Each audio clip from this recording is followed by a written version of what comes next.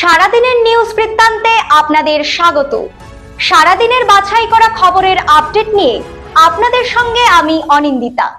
আজকের বিশেষ বিশেষ খবরগুলো এক নজরে।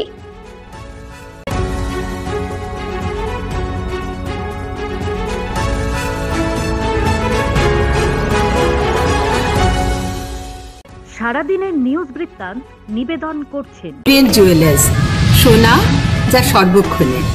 Agnishwar jewellers, NS road, Raiganj. Shri Dhaka jewellers, Gitanjali cinema হলের বিপরীতে।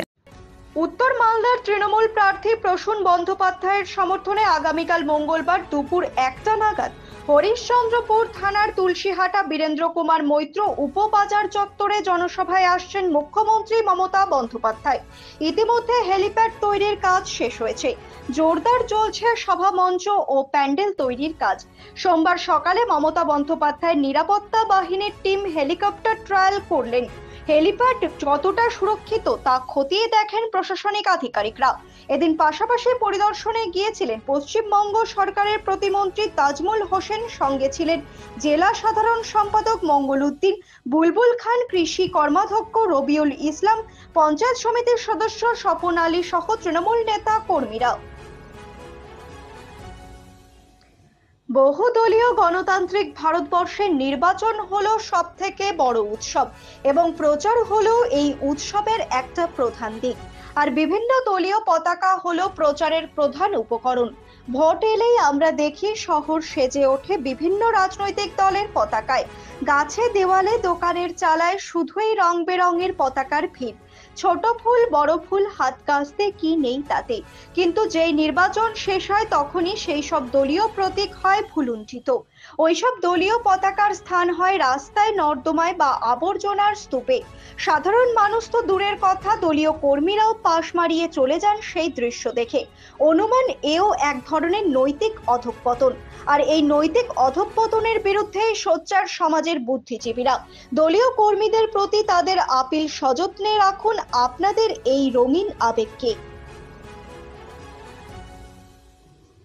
সোমবার সকালে বড়সড় আগুন শহর কলকাতায়। বড়বাজার অঞ্চলের নাখোদা মসজিদের কাছে একটি পুরাতন বাড়িতে আগুন লাগে।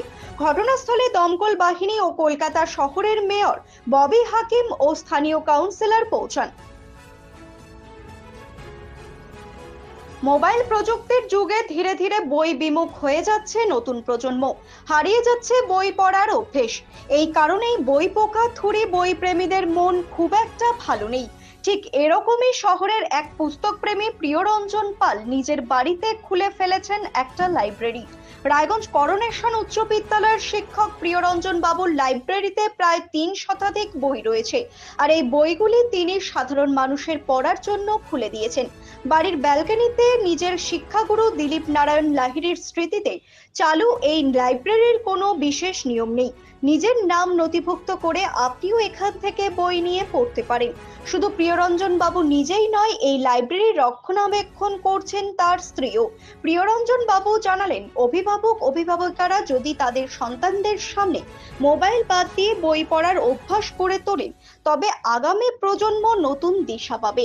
এ ধরনের উদ্যোগে খুশি বই প্রেমীরাও। তাদের কথায় সমৃদ্ধ হোক এই রত্নভাণ্ডার, ছড়িয়ে পড়ুক জ্ঞানের আলো। প্রতিদিনের প্রতি মুহূর্তের খবরের আপডেট পেতে চোখ রাখুন নিউজ বৃত্তান্তের ফেসবুক পেজে। সাবস্ক্রাইব করুন নিউজ বৃত্তান্ত ইউটিউব চ্যানেলকে।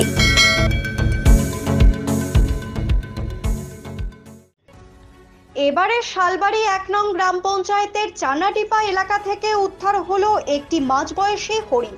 আর লোকালয়ে হরিণ দেখেই হরিণ ধরতে ছোটাছুটি করেন এলাকার স্থানীয় বাসিন্দারা।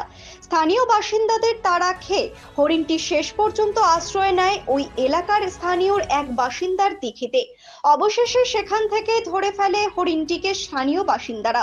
তারপর খবর দেওয়া হয় বন দপ্তরকে। বন দপ্তর সূত্রে খবর, খাবারের সন্ধানে সম্ভবত মোড়াঘাট জঙ্গল থেকে হরিণটি লোকালয়ে চলে আসে।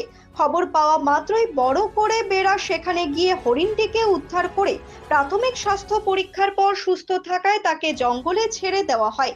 উদ্ধার হওয়া হরিণটি বার্কিং ডিয়ার প্রজাতির মাঝবয়সী। 29শে এপ্রিল দেশ জুড়ে সোমবার পালিত হচ্ছে বিশ্ব নৃত্য দিবস। তারই অঙ্গ হিসেবে রায়গঞ্জের বিধান মঞ্চে এদিন সন্ধ্যায় নব নৃত্যালয়ের পরিচালনায় অনুষ্ঠিত হলো এক মনোজ্ঞ নৃত্যানুষ্ঠান। তারই পাশাপাশি এদিন নৃত্য প্রতিষ্ঠানের বার্ষিক অনুষ্ঠানও আয়োজিত হয়। মূলত এই প্রতিষ্ঠানের শিশু সহ সকল বয়সীরা অংশ নেয় নাচে। তার সঙ্গে কাঁধে কাঁধ মিলিয়ে নাচ করে স্বপ্নের সাথী দল। মূলত শিক্ষা সংস্কৃতি যেখানে প্রান্তিক শিশুদের কাছে দুষ্কর, সেখানে এত বড় মঞ্চে পারফর্ম করা তার কাছে স্বপ্ন। স্বপ্নের সাথীর এই স্বপ্ন পূরণ হতে চলেছে নব নৃত্যালয়ের হাত ধরে। বিশ্ব নৃত্য দিবসে এটাই হলো সবচেয়ে বড় সামাজিক প্রাপ্তি বলে জানিয়েছেন উদ্যোক্তারা। এদিনের অনুষ্ঠানে বিশেষ অতিথি হিসেবে উপস্থিত ছিলেন সুদর্শনপুর দ্বারিকা প্রসাদ উচ্চ বিদ্যাচক্রের প্রধান শিক্ষক অভিজিৎ দত্ত, রায়গঞ্জ মার্চেন্ট অ্যাসোসিয়েশনের সাধারণ সম্পাদক অতনু বন্ধু লাহিড়ী, অধ্যাপক সুকুমার বারৈ, বিশিষ্ট অঙ্কন শিল্পী শ্যামল কর্মকার, ওয়ার্ড কোঅর্ডিনেটর সাথী মুখার্জি সহ প্রমুখ।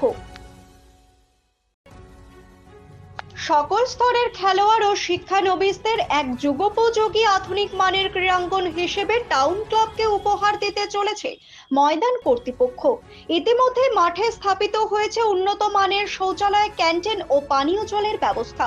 এবার মূল মাঠকে রূপান্তরিত করা হচ্ছে মেক্সিকো ওয়ান ঘাস দ্বারা আচ্ছাদিত করে। সামনেই বর্ষা আসছে, তাই কাজ চলছে জোর কদমে।